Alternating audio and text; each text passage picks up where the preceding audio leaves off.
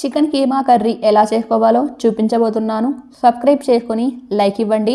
ముందుగా మిక్సీ జార్లో boneless chicken తీసుకోవాలి. ఇందులో 2 టేబుల్ స్పూన్ వేరుశనగపప్పు వేసుకొని బరకగా గ్రైండ్ చేసుకోవాలి. ఇందులో 1 టేబుల్ స్పూన్ ధనియా పౌడర్, తినే కారాన్ని బట్టి చిల్లీ పౌడర్, 1 టేబుల్ స్పూన్ అంత ఫ్రెష్ అల్లం వెల్లుల్లి పేస్ట్, తగినంత సాల్ట్ వేసుకొని మరొకసారి గ్రైండ్ చేసుకోవాలి. ఇలా గ్రైండ్ చేసుకున్న వీటిని చిన్న చిన్న ఉండలుగా చేసి పక్కన పెట్టుకోవాలి.